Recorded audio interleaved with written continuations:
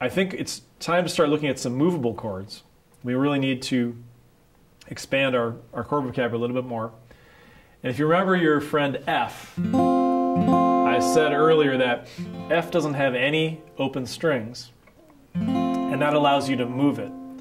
This is a really important idea, and this is going to really open up the whole fretboard to us.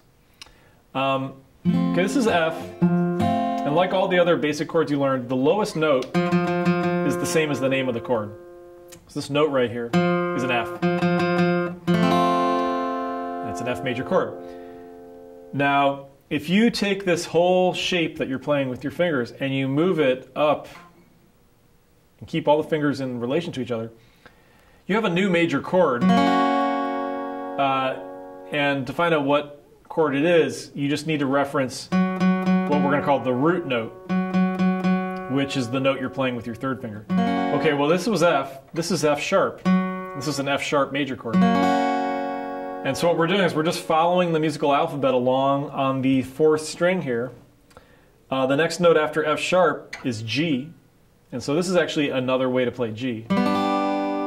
Okay, so you're using what I would call an F shape with your fingers, but it's no longer an F chord. It's graduated into other chords. So this is going to be either a G sharp or an A flat. This is going to be an A. Now it takes a little while to start thinking chords this way, but you can see how it really opens up the guitar to you. So in other words, this F shape that you learned a while ago is now worth a dozen chords. You can literally play any major chord as long as you know where on the fingerboard to play it. And what I'm doing is I'm keeping track of where my third finger is. And it's taken me a long time to know all the notes up each string. But hopefully you're feeling comfortable with the musical alphabet. And if that's the case, then you're going to be able to follow the musical alphabet on whichever string you're at and figure out what note you're playing. So for instance, if you know this is F, then with a little detective work, you should be able to figure out what the other notes are on that string. Okay, so if that all makes sense, let's look at another shape that we can move around. And this is going to be a new shape. It's going to be a B minor chord. And I'm going to build it like this. I'm going to start on the second fret with my first finger. Then I'm going to play what's essentially an A minor kind of shape. I'm going to put my second finger on the second string, third fret. And now these last two fingers, the third and fourth fingers, are going to hook around and be on the middle two strings on the fourth fret. So that's a new shape. It's similar to the F shape, but it's almost a mirror image of the F shape or something like that.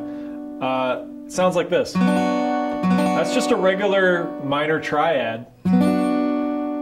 And if you really want to see all the relationships, if you slid this all the way down here, well, it's the same notes as an A minor chord.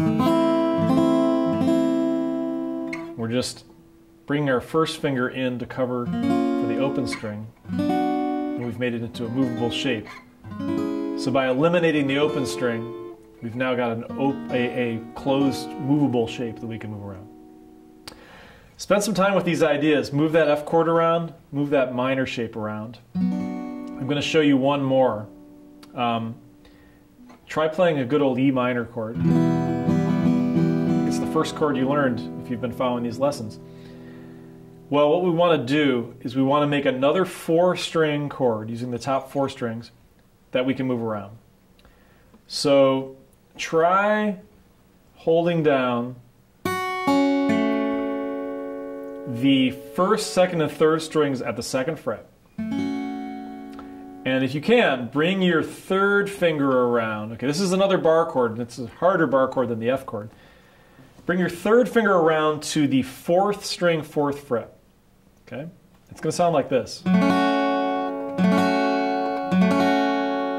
Okay, now, just like I showed you with that A minor chord, this is actually the same relationship of notes as the E minor chord. If you look at the top 4 strings of the E minor chord, that's a fretted note and then 3 open strings. It's the same relationship, but we've made it a movable chord. I hope that makes sense. Again, I'm playing the same root note on the 4th string that I was playing before, which is an F sharp. So this is an F sharp minor chord. And like the F shape and the B minor or A minor shape that we looked at, this is a movable shape. So this minor shape can be moved up and down the neck to play a dozen different minor chords. Okay, so that's 3 very powerful shapes. The F shape, which you already know, but you're getting used to this notion of moving it around. The B minor shape, which is a totally new shape. And the F minor shape, which is also a new shape. Now, we are going to move from here into talking more about harmony and using chords, and we're going to put these chords to use.